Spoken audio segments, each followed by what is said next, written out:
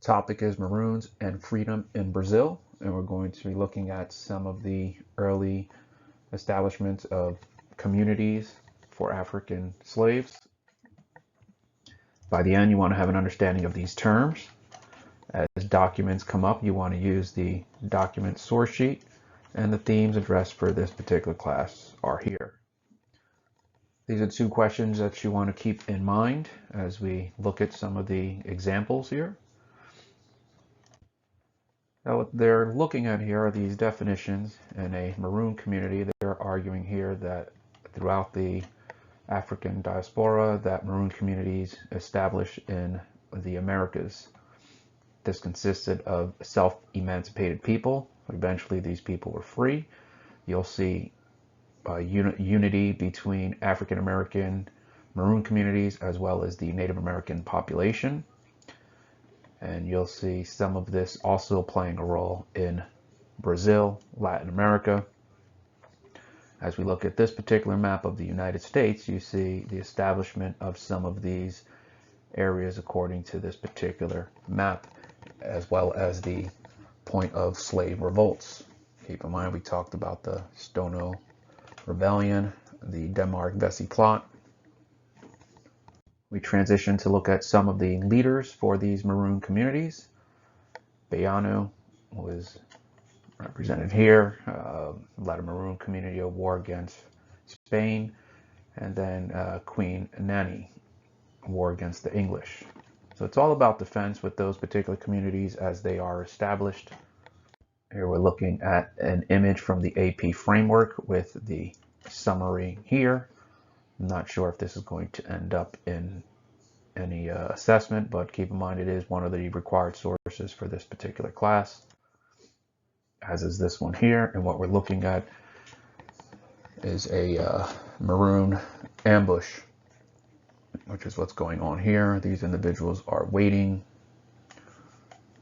and it looks like they are about to attack this group here, because that's the whole point of an ambush. An ambush is when you're waiting for the enemy and you're going to attack them, and they have no idea that they're about to be attacked. And we see them organizing and waiting. Another required source, the hunted slave. As the slave is escaping, what kind of dangers are they going to run into? And then we transition back to a map of the Maroon societies that are starting to establish.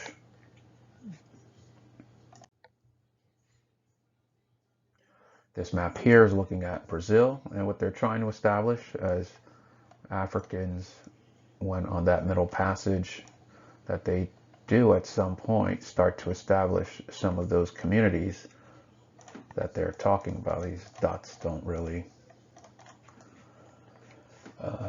match anything, but it's just for reference. We looked at this particular image a couple of times. It is the movement of Africans primarily to this particular part, which is why they're focusing primarily on Brazil for this particular unit here. As it tells you right here, 10 million Africans who survived the Middle Passage landed in Brazil, and that is where they're going to form some of these communities. And with that, you're going to see a merging of two different cultures. Another image in the AP framework. Here is the definition that is down here that you can use. I would assume they're going to be looking for that particular language. Two more required images for the AP course. And what's key here is that we're looking at two children who arrived in Brazil, and notice the year 1830. Another required image in the AP framework, capoeira, which is a form of martial arts.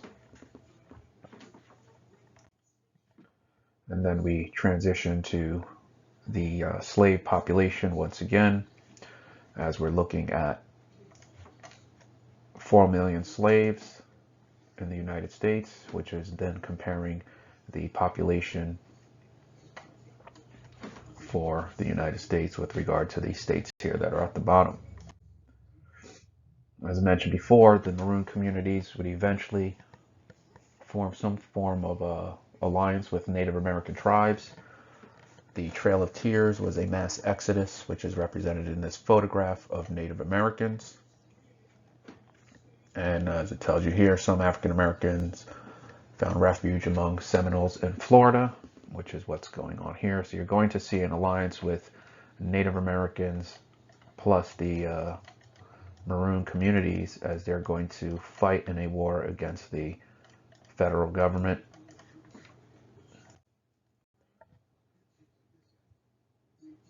Another zoomed in picture painting. Two more images from the AP framework, and what they're trying to establish is that you did have these black leaders who emerged, the black Seminole leader and interpreter, which is looking at the Seminole Indians and looking again at the mixing of Native Americans as well as African freed slaves. A required passage here. Keep in mind that this is a diary entry. The capture of 41 black Seminoles. Again, as we mentioned before, there is a war going on between the Native Americans with the Maroon communities as they fight against the government of the United States. That's what's going on here. As they mention here, the Indian tracks as they're moving these individuals, mass exodus. And then in that particular fighting, they did capture 41 Negroes, which is what they're referencing here for this document. They're recognizing here 3,000 persons of African descent and how they're living with Native American nations.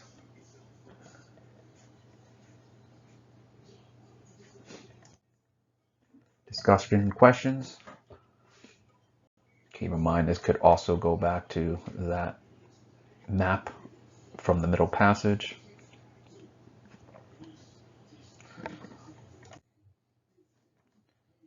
Make sure you check your terms so you have an understanding of what these definitions mean, have an understanding of those required sources. And if you need to check your notes, here you go.